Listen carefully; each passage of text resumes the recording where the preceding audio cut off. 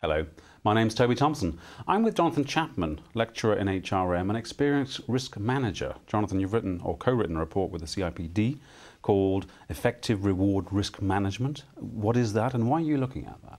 I think obviously if you read the paper or turn the radio on at the moment, you soon get a feel for the public, politicians and media interest in reward more generally in the financial services sector. And what we've done with the CIPD is try to take that interest and widen it out to HR professionals and other practitioners to look at reward risk management more generally.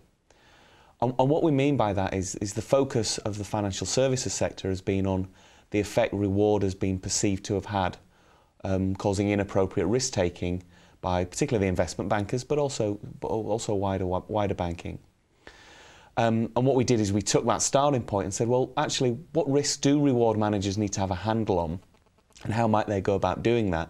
So we could learn some of the lessons from the financial services sector at the moment and spread that much more widely across HR, reward, and senior executives as well, to understand what their reward systems are doing and how they might manage the risk within them more appropriately.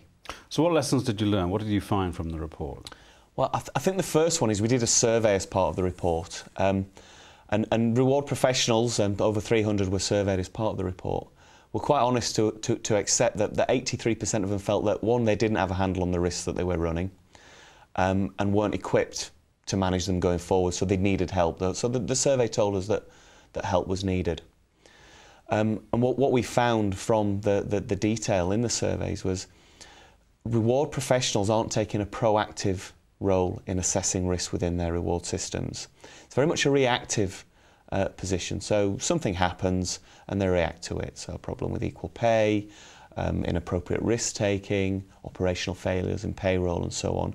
They react to those kind of risks. So what we identified were that there were actually 7 main reward risks that these risk managers needed to be proactively handling, reward risk managers. And they're strategic risks, so making sure that reward structures are genuinely aligned to business strategy.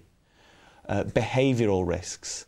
So the focus in financial services is the risk that reward structures are causing inappropriate behaviour. Are we on top of that? Are we really handling that? The legal and ethical risks. So legal around things like discrimination and equal pay, but also an ethical consideration now about how you're rewarding inappropriate behaviour or behaviour that could be classed as probably misconduct. Operational risks, so making sure your payroll, making sure it's paid appropriately, there's no fraud issues within there, for example. Governance risks, very topical again with the Walker report last week, the Walker review last week, which talked about the importance of governance in financial services institutions managing reward, but that applies much more widely and probably will go out to other institutions through the FRC's review of the Code of Conduct. Change management risks, very important in terms of how these issues are managed within the organisations. So how is change being handled within reward structures? So a series of risk groups, very typical in risk management sort of parlance to set up risk groups, but then for reward managers to go and look at these risks, proactively assess them, and then identify and manage these risks so the organisation isn't exposed as a result. So is it another risk, conceivably, a public opinion about badly managed risk and reward? Is that a possibility too? Yeah, very much so. When we were looking at the data coming out of the survey, the interviews we held with risk managers and reward professionals, and 2 focus groups with a large number of practitioners in this area, reputational risk, which we categorised under governance, was very important.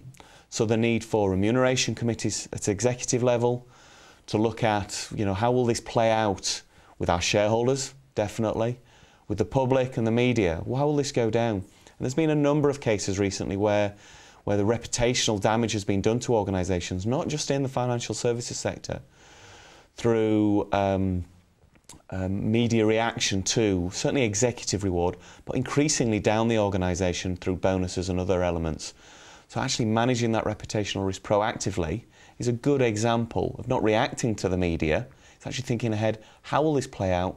What messages do we need to get out to this? And how do we manage media and politicians as a result? So this report seems to be something of an action plan for business to deploy. Absolutely. We outlined 4 or 5 key recommendations to really get on top of the subject matter. You know, and they revolve around, you know, setting up systems to identify your reward risks. So what structures do you need? What interfaces with other parts of the business, compliance, risk management, audit, the frontline business management, to understand what reward risks you are actually running. Then proactive assessment of them. Very simple, using risk management tools that are out there already, well known in project management and reward risk management sort of circles, around assessing, well, what's the impact of this risk likely to be on the organisation? How much damage would it cause if it occurred? Then how likely is it to occur? What probability is there of this risk occurring? So analytical tools to help you decide which risks need managing, which risks actually you're comfortable with actually running. So, you know, we lay out tools on that element. And then finally, it's about, you know, risk managers, reward risk managers building the skills and capabilities within their functions, within the HR team generally, to identify the risks. And that requires certain skills around courage to challenge business line management, change management skills to actually put in place mitigation plans and so on.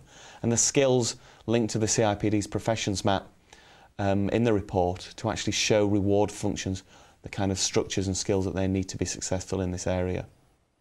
Jonathan, thank you. Highly recommend reading this report. The report is available via a link next to this video. Thank you for watching.